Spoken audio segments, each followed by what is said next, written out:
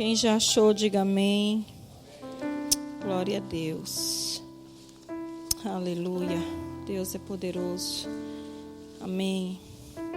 A palavra de Deus fala a partir do versículo 14. Mateus 25, versículo 14. Pois será, voltando ao versículo 1, fala, então o reino dos céus será semelhante. Para aí. Jesus conta uma parábola, e em seguida ele entra em outra parábola, que é a que nós vamos ler. Pois será como um homem que, ausentando-se do país, chamou os seus servos e lhe confiou os seus bens. A um deu 5 talentos, a outro 2 e a outro 1, e cada um segundo a sua própria capacidade. Então partiu. O que recebera 5 talentos saiu imediatamente a negociar com eles e ganhou outros 5. Do mesmo modo, o que recebera 2 ganhou outros 2. Mas o que recebera 1 saiu, abriu uma cova e escondeu o dinheiro do seu senhor.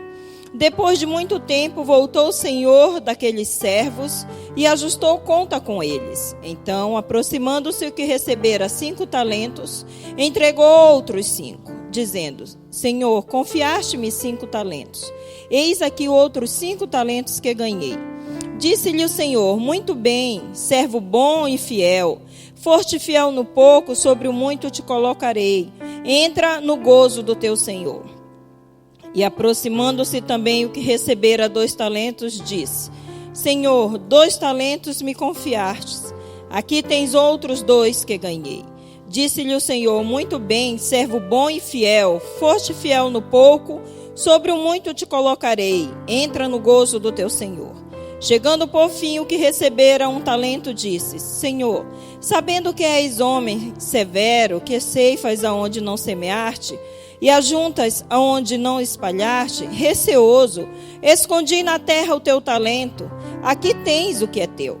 Respondeu-lhe, porém, o Senhor, servo mau e negligente, sabias que ceifa onde não semeei, e ajunto aonde não espalhei?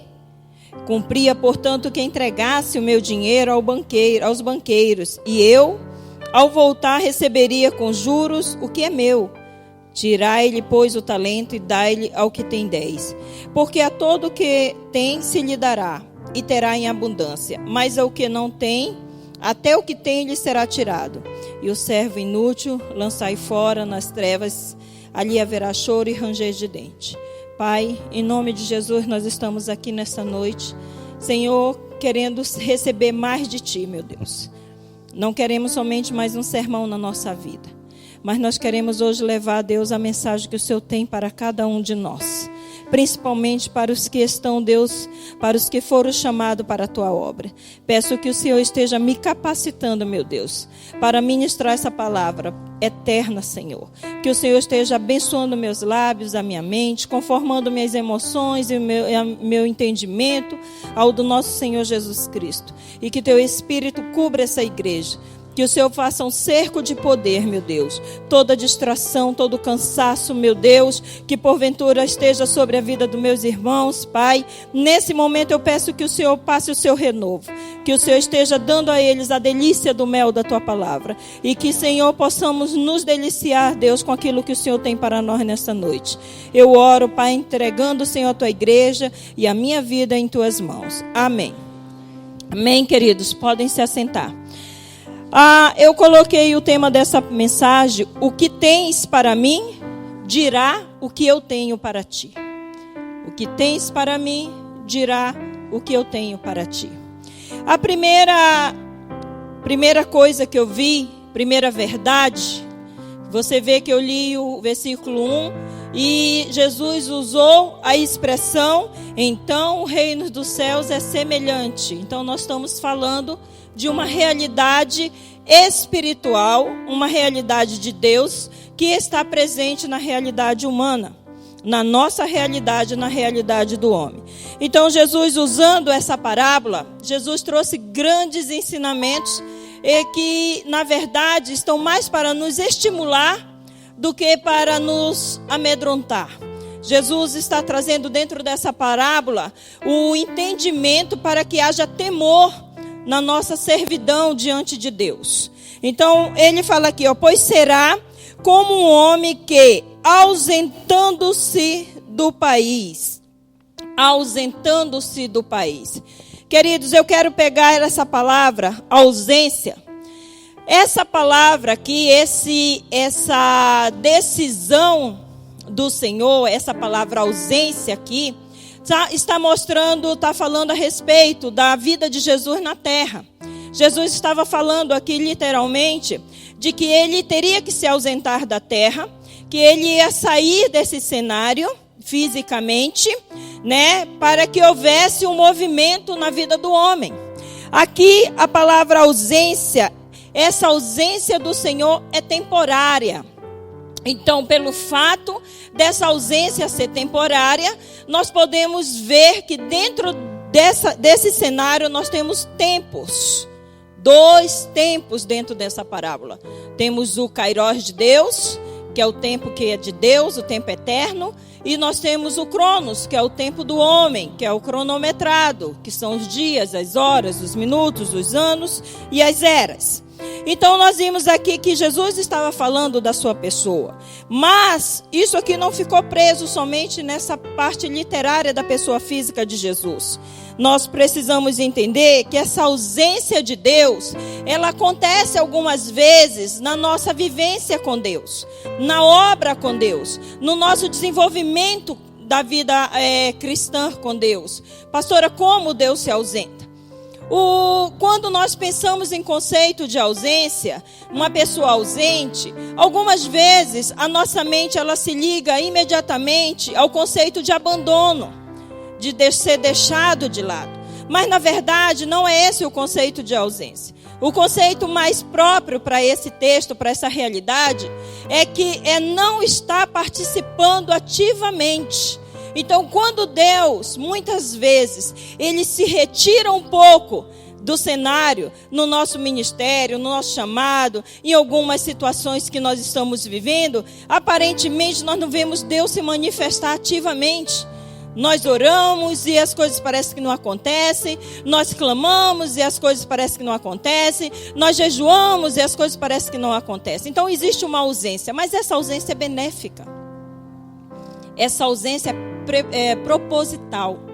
E aqui, quando Jesus fala, olha, esse homem saiu do país, ele não mostra a causa da ausência. Ela não é explícita. Mas, se nós formos ver todo o contexto, então nós veremos que existe uma causa aqui. E a causa da ausência de Deus sempre vai ser para nos desenvolver, para nos ajudar a ir além, para fazer com que nosso dom, com que nosso chamado, com que aquele nosso potencial se desenvolva de uma maneira graciosa.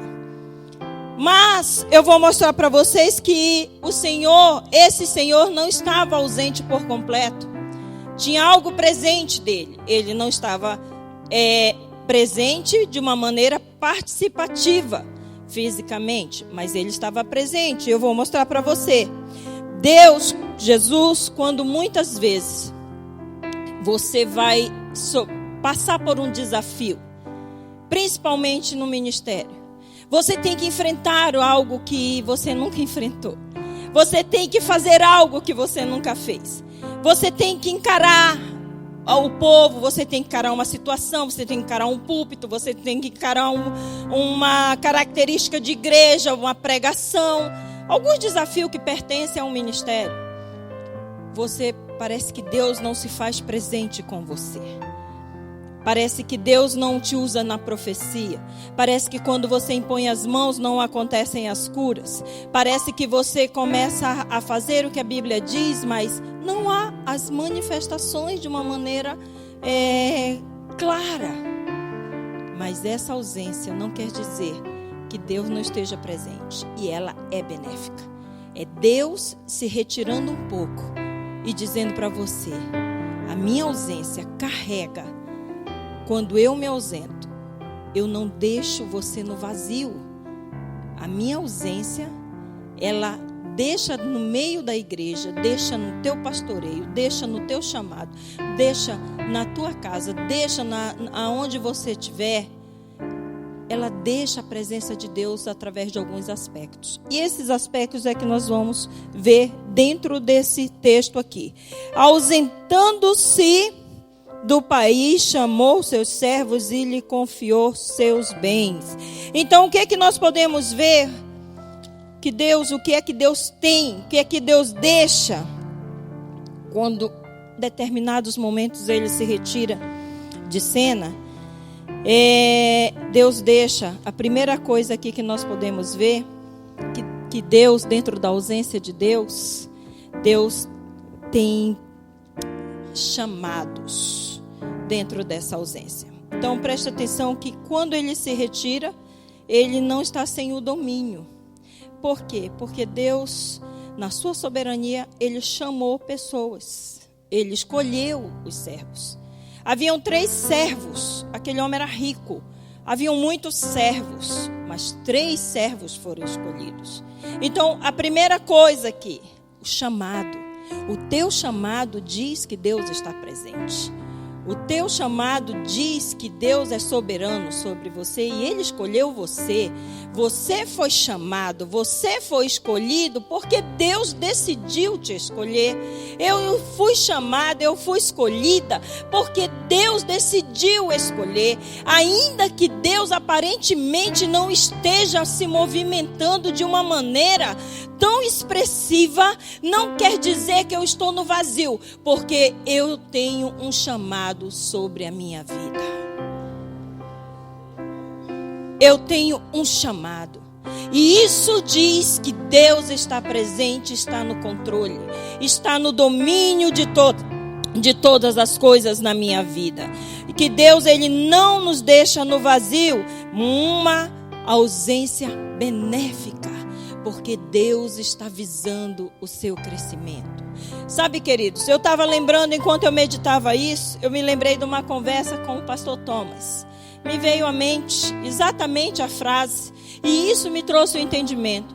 Certa vez, eu estava no estacionamento da igreja de Guarulhos, e o Thomas se abaixou no vidro do meu carro, e ele falou para mim uma coisa. Ele iria embora e falou para vocês vão ter que assumir o seminário. E aquele dia ele tinha ido lá, a igreja de Guarulhos estava passando por uma situação um pouco complicada. E eu lembro, e a frase me veio exatamente como ele falou. Ele falou assim, eu falei, mas como que a gente vai fazer sem vocês aqui? Pelo amor de Deus, você não pode fazer isso. E eu lembro que ele falou para mim assim, ele falou assim, olha Tânia, se eu não me retirar, você e o Sami nunca vão crescer.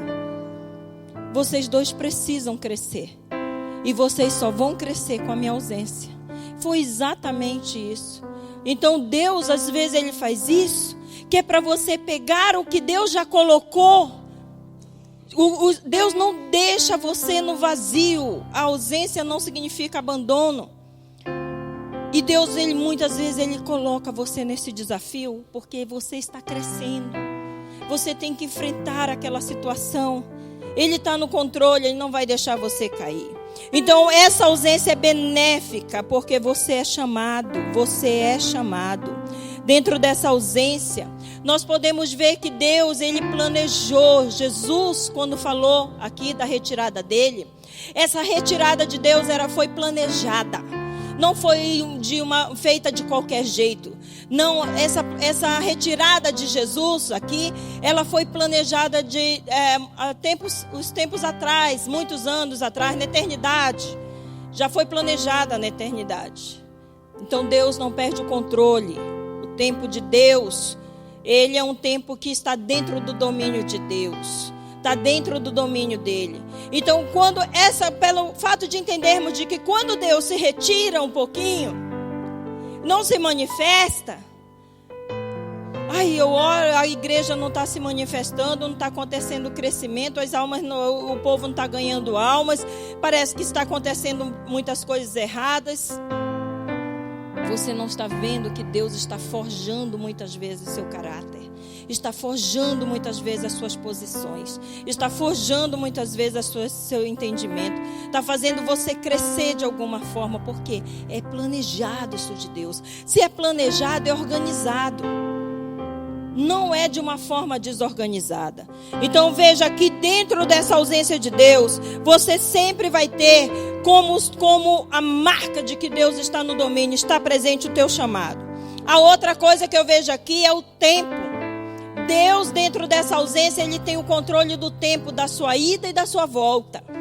Então, pelo fato de eu ter esse entendimento de que Deus, Ele tem o tempo do controle da sua ida e da sua volta, então eu posso saber que, ainda não sabendo a data que Ele volta, eu tenho certeza que Ele vai voltar. Eu tenho certeza que Ele vai voltar. Fato dele ter se retirado da terra, não perde, Jesus não perdeu o controle, Deus não perdeu o controle dos tempos. Quando Jesus falou em breve, gente, o breve de Jesus é muito longo para nós. O breve de Jesus, imagina se Jesus falasse que ia demorar. O breve de Jesus é muito longo para nós. Esse é o tempo Kairos. Esse é o tempo de Deus. Então Ele não perde. Então eu tenho o tempo de Deus definido entre a ida e a volta dele. Então eu sei que o Senhor vai voltar e que tudo vai ser concluído na sua volta. Pode ser hoje, pode ser amanhã. Deus tem nas suas mãos. A terceira coisa que eu vejo quando Deus, dentro da ausência de Deus, que Deus deixa para marcar o seu domínio, a sua presença de alguma forma, são as ordenanças de Deus. Quando esse homem chamou esses servos, esse homem chamou, e ele simplesmente falou, olha, está aqui esse montante de dinheiro, vai lá, faz qualquer negócio. Não, esse senhor aqui, ele é responsável, ele sabe exatamente, ele tem foco, ele tem propósito. Então ele chamou aqueles servos e ele deu ordens. Então deu ordens. A palavra de Deus, a lei de Deus, ela é prazerosa, diz a palavra. Eu tenho prazer na tua lei. Em Romanos 11:36, a palavra de Deus diz que tudo é dele, por ele e para ele. Tudo, todas as coisas é dele, por ele e para ele. As ordens dele vêm dele, do jeito dele, porque ele vai voltar e vai ser para ele. Então você tem as ordens de Deus. Você não precisa se sentir perdido. Você não precisa se sentir desamparado. Porque essa palavra, essa Bíblia aqui, ela começa a fazer diferença na sua vida. É temporária a ausência de Deus. É temporária a ausência de Deus na tua rotina. Algumas vezes você vai sentir que Deus não está presente, mas não é verdade. Porque Deus está presente, só não está ativo de uma maneira mais expressiva. Você entende? Você está me entendendo? A outra coisa que eu vejo dentro dessa ausência de Deus aqui, é o fato de que Deus tem direção.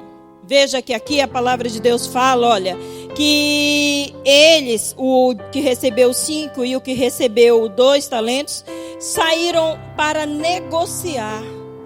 Eles pegaram o que Deus deu, os valores que Deus colocou nas suas mãos e saíram para uma direção. Então eles tinham uma direção.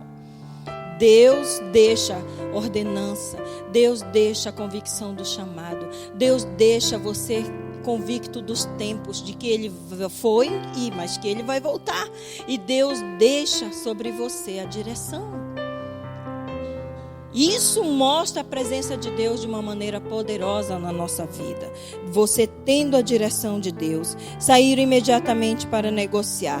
Outra coisa que eu vejo aqui, esse Senhor, antes de se ausentar, ele teve conhecimento de quem eram seus servos. A coisa mais interessante é que ele teve conhecimento da capacidade de cada um. Ele teve entendimento da capacidade de cada um. Sabe por quê, pastor Vitor? Porque a obra de Deus não pode ser um jugo pesado. A obra de Deus não é para ser um jugo que mata. A obra de Deus é uma responsabilidade desafiadora para o homem. Porque é uma mescla do que é eterno com o que é passageiro. A obra de Deus, ela nos traz crescimento, conhecimento, revelações daquilo que homem algum pode ter por si próprio. A obra de Deus é uma responsabilidade desafiadora e não um jugo de morte. Quando Ele distribui os talentos, isso mostra sabedoria. Então Deus não se ausenta sem deixar sabedoria no meio do seu povo. Quando Ele diz, olha, eu te entrego 1, eu te entrego 3, eu te entrego 8, eu te entrego 10, eu te entrego 1000, eu te entrego 100.000, é porque Ele sabe da capacidade de cada um. E o mais interessante é que essa triagem de Deus para saber quem suporta o quê, não está baseado na forma como eu me vejo ou como você se vê. Está baseado na forma como você é e como eu sou para Deus. Quem realmente somos, que estrutura nós temos. Quando Jesus se aproximou de Gideão, o que foi que Jesus falou para Gideão? Vai lá, seu fraco medroso, enfrente esse povo, larga de ser desse jeito, medroso. Vai lá, homem, faz alguma coisa. Não, porque era assim que Gideão se via. Um fraco, pequeno, tão diminuído. E Jesus chegou e disse, vai lá, varão valoroso, vai nessa tua força. Porque Deus, Ele nos dá valores, dons, chamado, povo, influência, riquezas, segundo a nossa capacitação. E isso não diminui ninguém pela proporção do que Ele dá. A mensagem é, jamais colocarei sobre você o que você não pode suportar. Jamais serei injusto sobre a tua vida. Jamais serei um Deus que colocarei sobre ti canga, colocarei sobre teu pescoço amarras para que você não possa viver a liberdade que eu tenho prometido. Então, quando Ele distribuiu, houve sabedoria, a ausência de Deus. Deus não se retirou sem deixar as suas expressões de sabedoria no nosso meio. Então, nós temos sabedoria. A nossa visão a respeito de nós mesmos, muitas vezes nos faz fracassar, né? Nos faz voltar atrás, regredir. Mas Deus, Ele quer que você entenda que Ele vê você da mesma forma que Ele vê Jesus. Da mesma forma que Ele vê Jesus. A outra coisa aqui. Nós podemos achar que determinados momentos do nosso chamado são pesados demais. E que não vamos aguentar. Isso é muito comum. E Deus fica quieto. Muitas vezes Deus não se manifesta. E muitas vezes nós não permanecemos fiéis porque nós não vimos Deus se manifestar.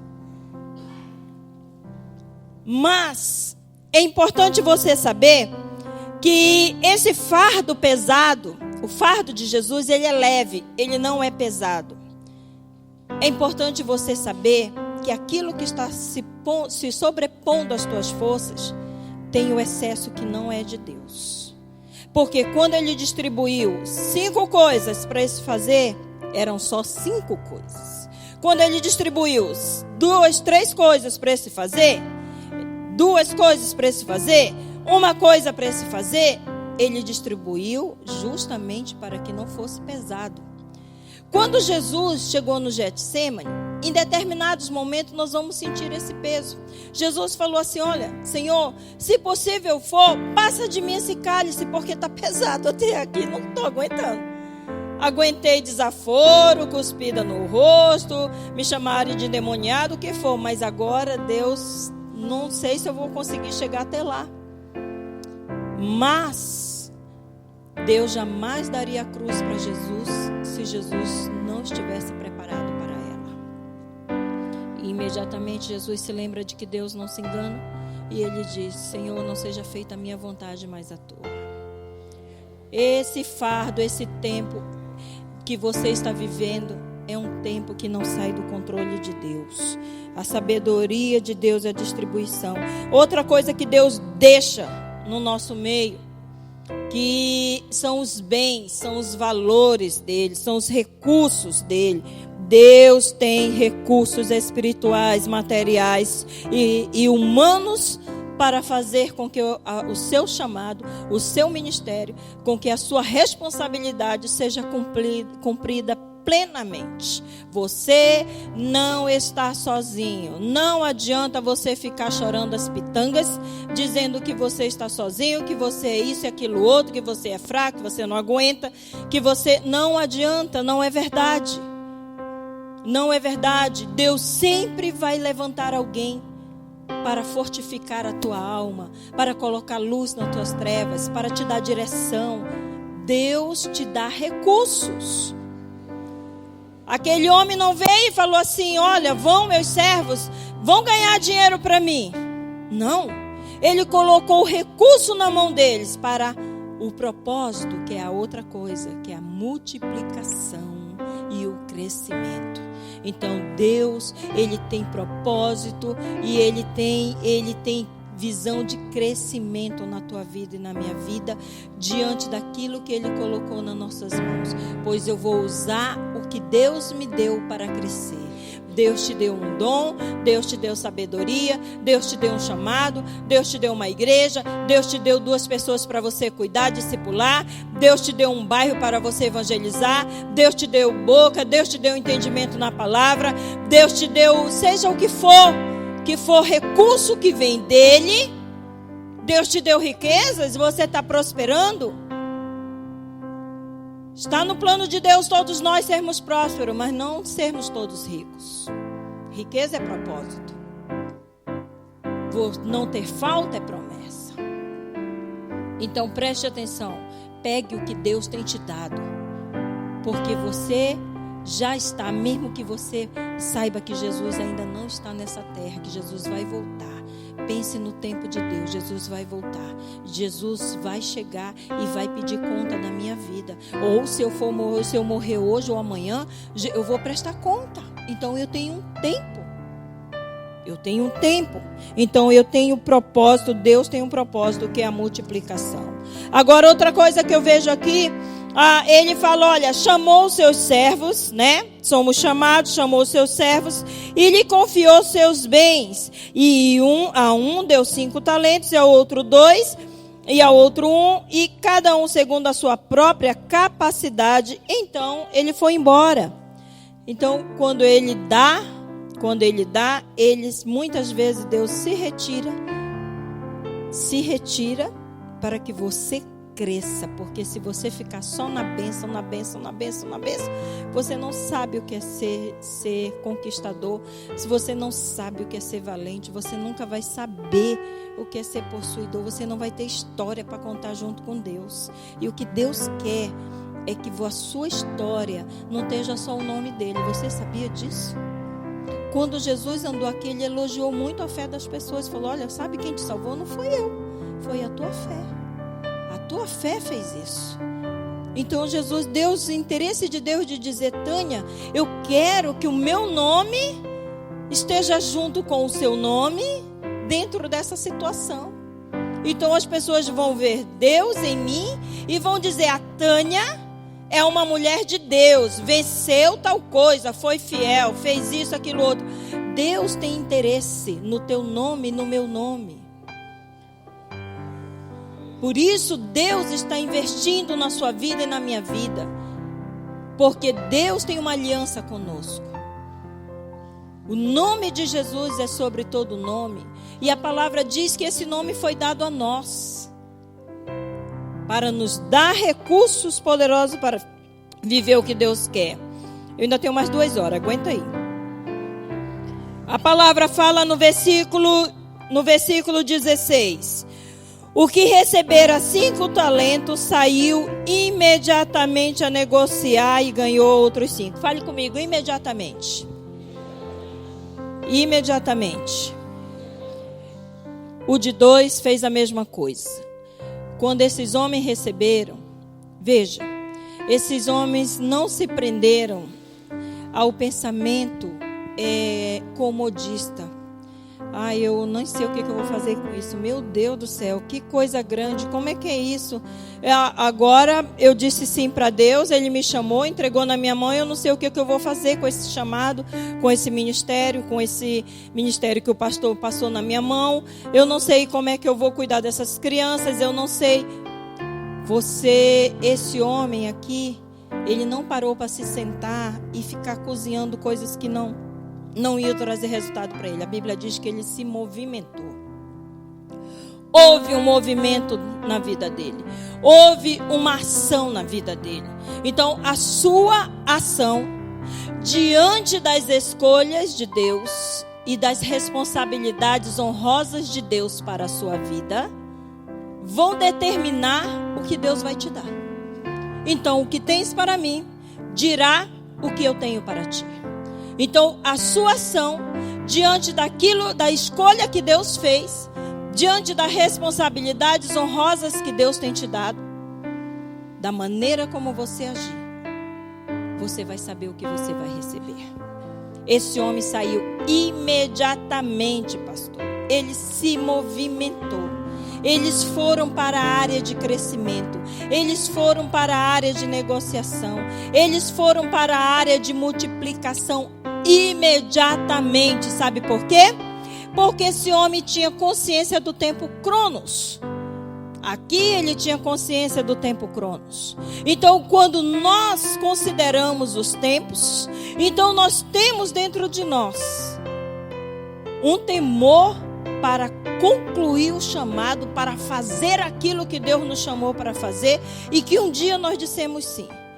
O tempo Cronos, ele sabia que se ele tinha 5 talentos para negociar, e que se ele não corresse, não daria tempo quando o Senhor dele voltasse.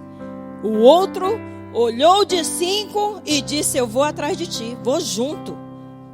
Se ele entregou essa responsabilidade nas suas mãos e você está indo para ali, eu confio em você, eu vou também.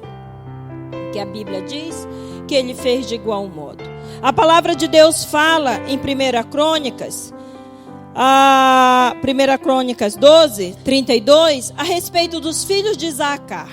Quando Davi ele foi colocado como rei, então vieram as tribos, exércitos valentes, e cada um segundo a sua ordem, a sua quantidade, vieram a Davi, transferiu o reino de Saul para Davi. De uma forma, o exército fez isso. E no meio deles tinham os filhos de Isacar, que eram os únicos conhecedores das épocas, para que Israel soubesse o que fazer. Conhecedores do tempo.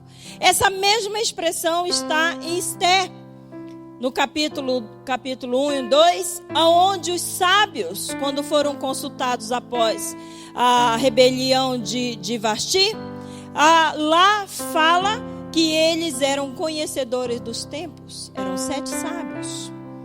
Conhecer o tempo é vital para o cristão. Saber o tempo que você está vivendo faz toda a diferença para você receber o que Deus tem para você. Se eu hoje não entender de que o meu chamado tem uma urgência, porque tem vidas clamando, tem pessoas necessitando, como fala em Romanos, a criação espera com grande expectativa a manifestação dos filhos de Deus. Se eu me deter, como o último homem se deteve, ele teve medo, ele se deteve por causa do medo, ele se deteve por causa da visão errada a respeito de Deus. Ele via Deus de maneira errada. A maneira como eu vejo a Deus, eu me relaciono com Ele. Então esse homem se deteve no seu chamado, se deteve na sua responsabilidade. Ele enterrou e achou que estava bom. O Senhor me deu isso aqui, o Senhor vai ter de volta. Quer mais? Pelo menos eu não perdi. Se eu não conhecer os tempos, eu não terei esse senso na minha vida. Se eu não entender que Jesus está voltando, se eu não entender que meu chamado tem prioridade para Deus, se eu não entender de que meu chamado tem sido revestido por todos os recursos de Deus para que haja multiplicação e crescimento, alguns sentimentos, algumas pessoas, algumas situações que são da minha realidade serão a força para me fazer cavar covas. Então, em vez de eu ser um negociador de alto nível, um homem de grandes conquistas, eu serei um cavador de covas, eu serei um coveiro. eu estarei em contato com a morte.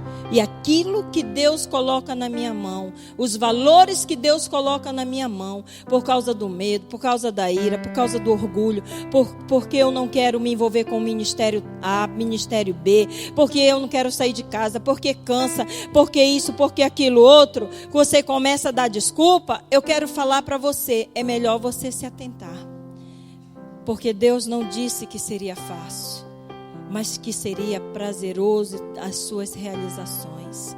O processo de Deus é o nosso maior desafio em qualquer circunstância. Se você orar, você vai orar e ver o que você está orando. Eu quero um carro preto, bonito, grandão, que tenha banco de couro, seja automático. Eu estou vendo o carro. Mas o processo para eu chegar no carro me desafia. Então o processo para a resposta da minha oração me desafia. O processo para a conclusão do meu chamado me desafia. O processo é um agente de Deus para nos polir. Muitas vezes é o que a pastora Roberta falou aqui. É o fogo que acaba nos refinando. Então esse é o processo de lidar com o que Deus nos entregou para a multiplicação. Isso vai exigir de nós esforço, fidelidade. Isso vai exigir de nós abnegação. Esse é o chamado. Por isso, ninguém tome para si essa honra, se não for chamado. Você imagina a hora que esse Senhor chamou esses 3 homens, aquele monte de servo lá, e falou: nossa, você viu? Josué foi chamado, você viu? Moisés foi chamado, você viu? Davi foi chamado. Os 3 homens foram chamados. E você sabe o que ele entregou? Uns sacos de dinheiro para ele, que era para eles negociarem. Não permita que ninguém impeça nada. Impeça você de viver os resultados que Deus já tem preparado para você. Aquilo que você tem para Deus dirá o que você vai receber dele. Veja que esses homens, a multiplicação dos 2 foi 100%. E os 2 receberam o mesmo elogio. Entra para o gozo do teu Senhor. Sabia que tem muita gente sem paz, sem alegria, porque não está cumprindo o seu chamado? Sabia que tem muita gente infeliz porque está fora do centro da vontade de Deus por causa do chamado?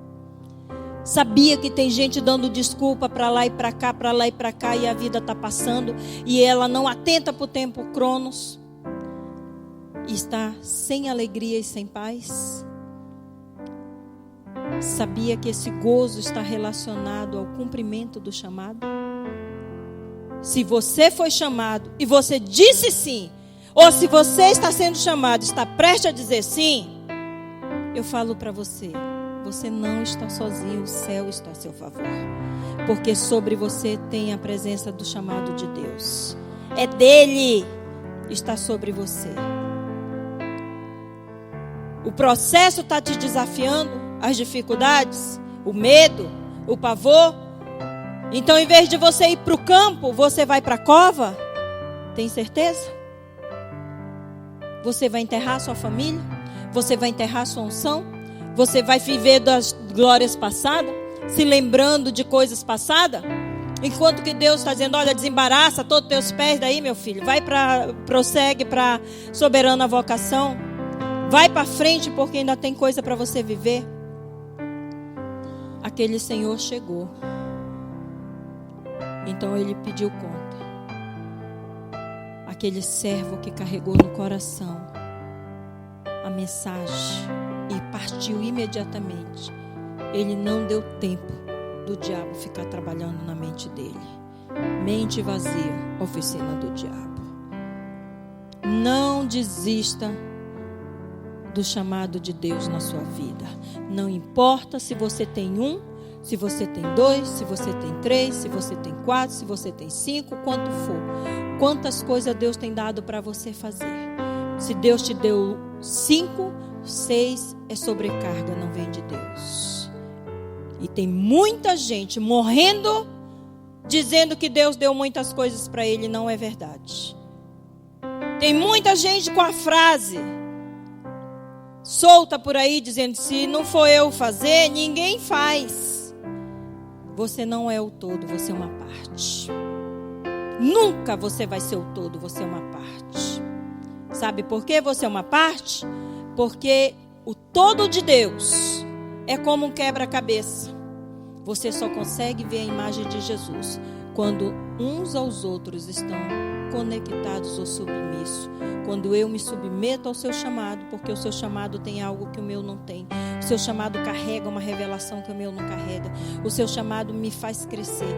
Quando eu estou nesse movimento, então Jesus é revelado. Por que a igreja está causando mais escândalo do que qualquer outra coisa? Porque estão querendo andar individualmente. Porque você acha que é o todo. E não é o todo. Não somos o todo. Precisamos entender de que já está incutido em nós o poder de crescer e multiplicar 100%. Amém? Deus não nos chama para brincar de ministro, de crentes, de cristãos. Deus não nos chama para brincar. Vamos lá para o playground brincar. Não, o Senhor está nos chamando para vivermos grandes realizações. Eu sempre falo, pequenas oportunidades nas mãos de Deus é uma porta para grandes realizações na sua vida. Amém? O seu chamado carrega a presença de Deus. Mesmo quando às vezes você acha que Ele está ausente, Ele se faz presente. Amém, queridos? Entre para o gozo do Senhor. Entre para essa alegria. Deus está querendo trazer sobre você a alegria. E a paz que pertence ao serviço a Deus. Quando eu sirvo ao Senhor com todo o meu coração, eu tenho prazer em ver os resultados. Quando Deus me manda impor as mãos sobre enfermos, então eu ponho e falo: ai Deus, mas se não for curado, o medo vai me paralisar e eu vou enterrar. Mas se eu colocar, então o dom vai fluir. Depois Deus vai trazer outra pessoa, o dom vai acontecer e o dom vai crescendo, vai crescendo. Hoje foi uma dor de cabeça, amanhã foi uma labirintite, depois da manhã foi um câncer, outro dia foi uma deficiência, e assim vai, até aparecer braço, perna, acontecer as maravilhas, porque Deus trabalha com processo de crescimento inteligente. Amém? A mensagem para você hoje: você quer receber de Deus? Preste atenção no que você está dando para Ele. Então, o que tens para mim dirá o que eu tenho para ti. Amém? Baixe sua cabeça. Pai, em nome de Jesus, Senhor, eu quero te louvar e pedir, meu Deus, que nessa noite a tua palavra esteja cobrindo, meu Deus, a vida dos meus irmãos e a minha vida. Que esse chamado tão nobre, meu Deus, que o Senhor tem feito, tem desafiado muitas vezes, ó Deus, nossos sentimentos, a forma de nós pensarmos. Eu quero pedir que o Senhor esteja, meu Deus, hoje, arrancando raízes, ó Deus. Eu amaldiçoo raízes malignas que estão sendo colocadas, Pai, que estão crescendo no coração, Senhor, de ministros nesse lugar. Senhor, que estão dando fruto por causa do medo, do pavor, da desistência, da desvalorização pessoal, da forma errada de te ver. Espírito Santo, eu quero pedir, meu Deus, que o Senhor esteja hoje renovando os ânimos, que o Senhor esteja renovando as forças, que o Senhor esteja trazendo cura física, meu Deus, para que haja, Deus, Senhor, o poder, Senhor, do Senhor operando, meu Deus, para o desenvolvimento pleno, meu Senhor, da tua vontade nas nossas vidas.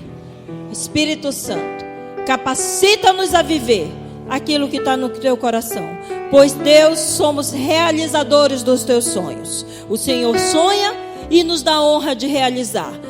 Peço, Espírito Santo, que o Senhor esteja hoje falando intimamente. Senhor, eu não creio que no meio desse povo, Deus, não tenha uma pessoa sequer que esteja recebendo essa palavra, porque vai viver essa multiplicação. Deus, eu creio até que tem uns que já estão cavando a cova, outros que já até enterraram. Mas Deus, essa palavra é poderosa para reverter, porque ainda o Senhor não voltou. Ainda dá tempo de fazer algo. E eu quero pedir nessa noite que o Senhor não deixe em paz até que, Deus, essa pessoa comece a viver o prazer das realizações que o Senhor tem projetado para ela. Espírito Santo, muitas vezes precisamos ser ousados e valentes, mas às vezes nós não conseguimos. E eu quero pedir ao Senhor que o Senhor venha hoje, meu Deus, trazer de novo esse ímpeto, essa ousadia, Deus, de ir contra o inferno, de ir contra tudo que tenta deter nosso chamado, tenta deter nosso ministério. Que o Senhor levante pessoas e faça um cerco de poder em volta dessa pessoa, para que esse ministério, Deus, possa ser um luzeiro nessa terra. E aquilo que foi trevas, aquilo que foi, Deus, penúria, aquilo que foi, Deus, humilhação, seja, Senhor, transformado em alegria, em honra e riquezas, Pai. Porque é assim que o Senhor age. Eu quero abençoar, meu Deus, cada vida aqui nessa noite, Senhor, profetizando de que o Senhor vai fazer com que eles vejam os banqueiros nas suas frentes, e que são as pessoas que vão ajudá-los na multiplicação. Espírito Santo, libera esses banqueiros na igreja, libera as pessoas que têm recursos para multiplicar o ministério do meu irmão. Em nome de Jesus eu oro. Amém. Glória a Deus. Amém, queridos.